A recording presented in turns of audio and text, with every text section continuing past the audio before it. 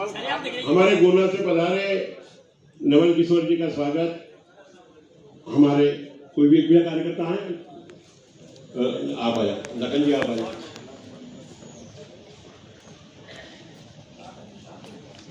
हाँ हाँ बिल्कुल बिल्कुल।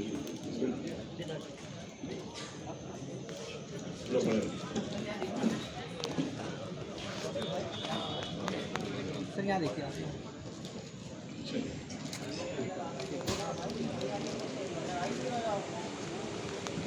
स्वागत, अभिनंदन अभिनंदन अभिनंदन। हमारे गुना से ही पधारे क्या गिरधारी शंभू जी मजायल जी का स्वागत। आइए, हमारे भोला से उनकी जी करेंगे।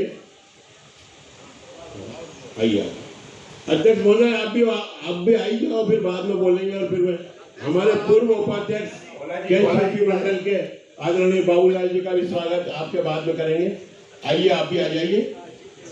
गुना से पधारे बाबूलाल जी का स्वागत भोला जी करेंगे। आप कर रहे हो इसलिए आप ये हम तो पढ़े। बाबूलाल जी का स्वागत नीलेश परमार जी सर यहाँ देखिए आप। नीलेश परमार जी। ठीक है ठीक सर। जी जी जी, आइए उपाध्यक्ष महोदय। बीना से पधारे बेनी प्रसाद जी का स्वागत ब्रजकिशोर वर्मा जी करेंगे। इस पे आप क्या संदेश देना चाहेंगे समाज में?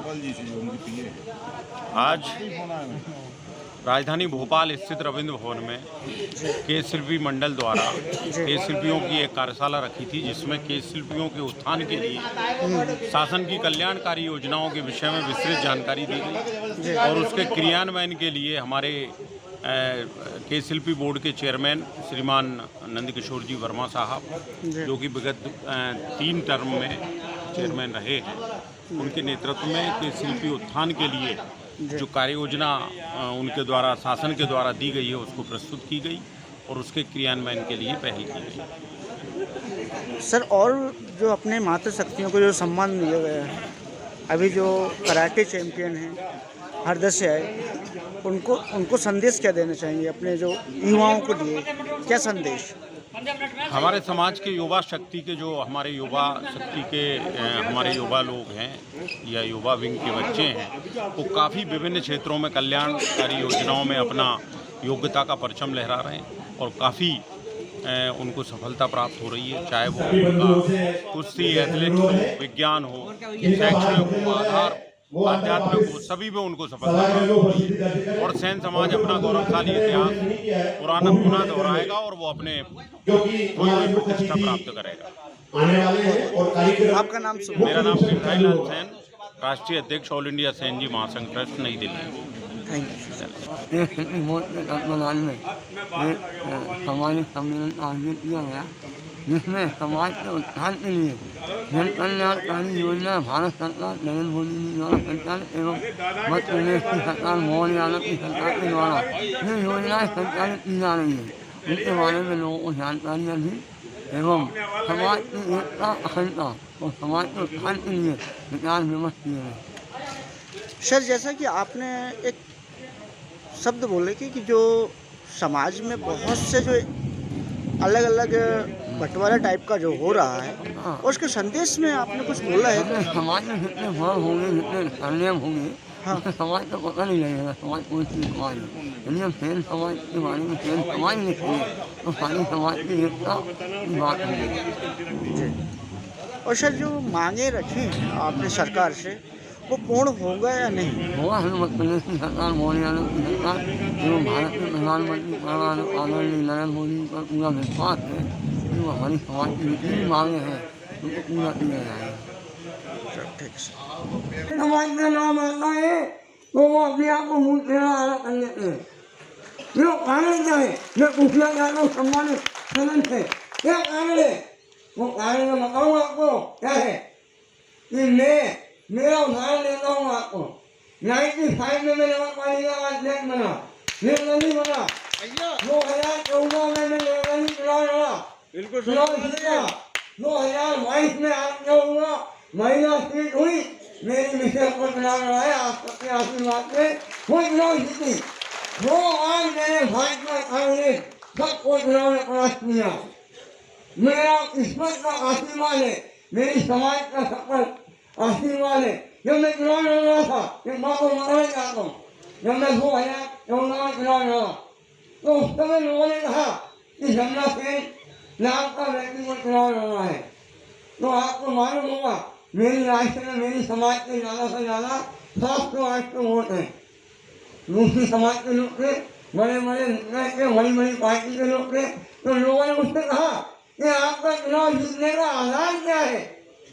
तो मैंने उनको बताया कि मेरा आधार जो है 800 वोटों का नहीं है, मेरा एक समाज का आदमी 100 के बराबर है। समाज का आदमी आपको मालूम होगा कि हमारी समाज के ऊपर किस तरीके का भरोसा लिया जाता है।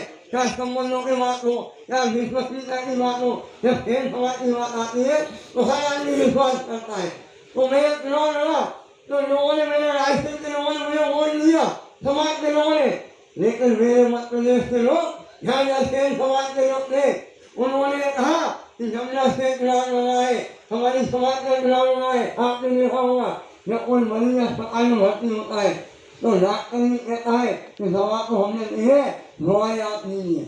राष्ट्र के समाज के लोग मुझे दवाई ले रहे थे और पूरा मध्य प्रदेश का समाज दवाई ले रहा था। तो दवा को महिला में जमुना से 3 बार राष्ट्रीय नगर पालिका अध्यक्ष बना। मेरी समाज के लिए लोग अपने आप को समाज का नाम बदल लेते हैं। खेल समाज बोलने में शर्म आता है, बोलते हैं खेल समाज नहीं बोलेंगे।